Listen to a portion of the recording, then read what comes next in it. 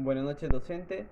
En esta ocasión vamos a hablar un poco de la realidad peruana actual en base a un caso que ya se ha estudiado en un ensayo donde se puede apreciar que existe un sesgo racista de parte de las autoridades hacia cierto tipo de población o tal vez por su propia raza, por sus rasgos de parentesco, y lo que ha hecho el grupo es seleccionar 5 temas y vamos a hablar en base a ello. El vínculo entre el marcado sesgo racista en la represión de las protestas en el Perú es claro, ya que la discriminación étnica es la forma de cómo las autoridades manejan las manifestaciones, especialmente cuando provienen de una población indígena. Como concepto, el sesgo racista en las protestas de un país se refiere a la existencia de un prejuicio o discriminación por parte de instituciones o autoridades para dirigir y controlar las manifestaciones. Eso significa que ciertos grupos étnicos o raciales son sometidos a un trato diferente y a menudo más severo durante las protestas, que puede tomar el uso excesivo de la fuerza, como el caso de John Eric Arias, un niño de 18 años quien perdió la vida en diciembre de 2022 a causa de disparos efectuados por policías. Trágicamente, Eric no se encontraba en el lugar ni en el momento correcto. Los testigos informan que la víctima nunca mostró violencia hacia los agentes policiales. Como un aspecto principal en el marcado sesgo racista es que en las protestas nacionales están relacionados con la desigualdad y la injusticia racial. Este sesgo no afecta solo cómo se llevan a cabo las protestas, sino también cómo se respetan o violan los derechos. La opresión selectiva. Las autoridades pueden exhibir prejuicios raciales y oprimir desproporcionadamente a ciertas comunidades según su origen étnico. Esto puede conducir a un trato más severo hacia estos grupos y violar los derechos. El sesgo racial puede manifestarse como una falta de diálogo y consulta efectiva con comunidades específicamente, antes de implementar medidas represivas. No involucrarse y comprender las preocupaciones de estos grupos puede exacerbar la falta de armonía y la tensión. Muchas gracias. Continuando con el video, yo les voy a hablar acerca de la relación que existe entre el Estado y la sociedad en el Perú, con el caso que hemos apreciado donde se caracteriza o se da a resaltar el sesgo racista que existe en las represiones de las protestas. Este problema no es actual, es un problema que tiene ya su historia, radica en la persistencia de las estructuras sociales desiguales y discriminatorias que afectan la relación entre el Estado y los diversos sectores de la sociedad. Asimismo, la represión estatal sesgada hacia ciertos grupos étnicos o raciales en las protestas refleja la desigualdad arraigada en la sociedad peruana. Esto se puede ver con personas de la sierra o de la selva. Normalmente los costeños somos los que discriminamos. Esta situación evidencia las profundas brechas sociales y raciales que persisten en el país, donde la discriminación y la marginalización histórica de ciertos grupos étnicos se manifiestan claramente en la forma en que el Estado aborda las protestas, como podemos ver en el caso, y cómo se ejerce la fuerza pública en estas situaciones.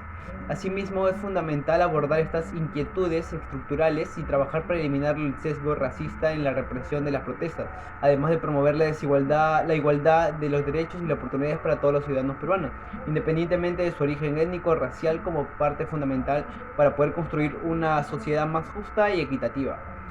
Gracias.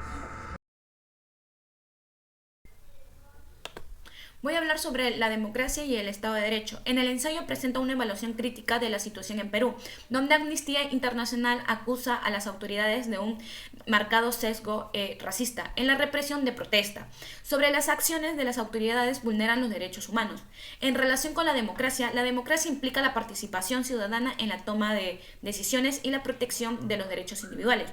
En el caso de las protestas en Perú, se destaca la importancia de respetar el derecho de las personas a expresar su descontento contra estructuras sociales injustas. En relación con el caso del Estado de Derecho, se identifican 3 situaciones de quebrantamiento. Sería el abuso de poder, violencia institucional y violación de derechos humanos.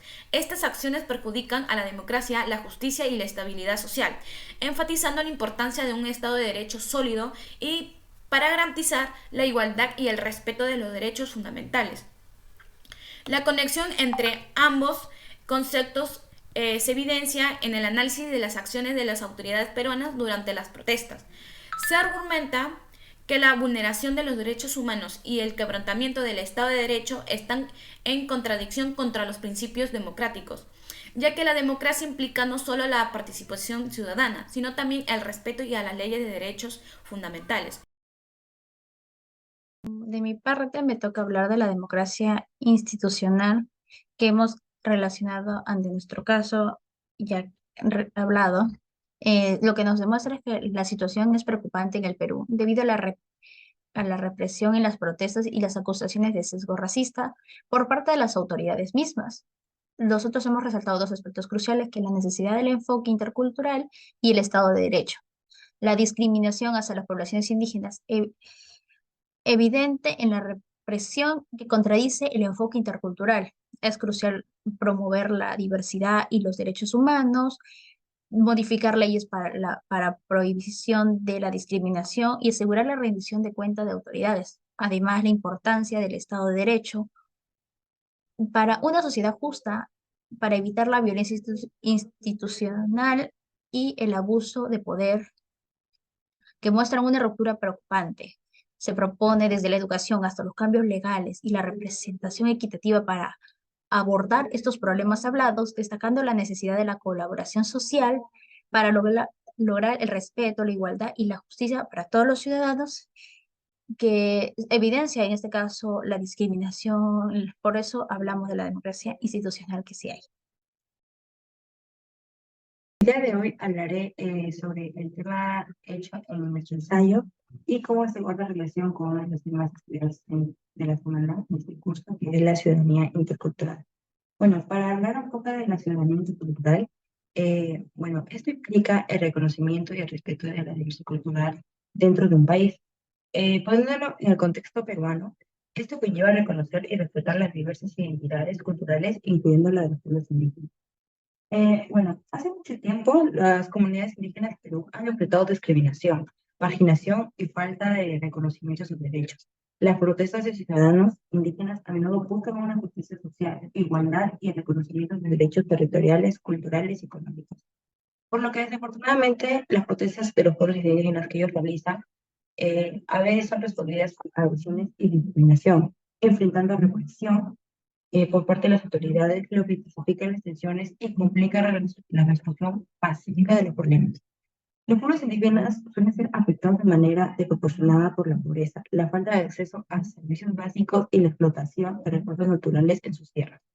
Para abordar estos problemas, es crucial fomentar el diálogo entre los diversos sectores de la sociedad, incluidos los pueblos indígenas, el gobierno y otros actores relevantes. Reconocer la diversidad cultural e implementar políticas que salvaguarden los derechos de los pueblos indígenas son pasos esenciales hacia una sociedad más justa e inclusiva.